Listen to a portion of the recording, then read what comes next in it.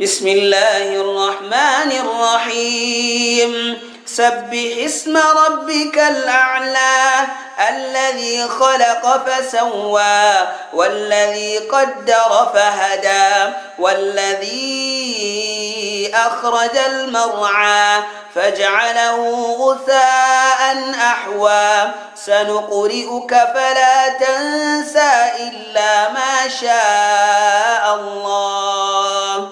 إنه يعلم الجهر وما يخفى ونيسرك لليسرى فذكر إن نفعت الذكرى سيذكر من يخشى ويتجنبها الأشقى الذي يصلى النار الكبرى ثم لا يموت فيها ولا يحيا قد أفلح من تزكى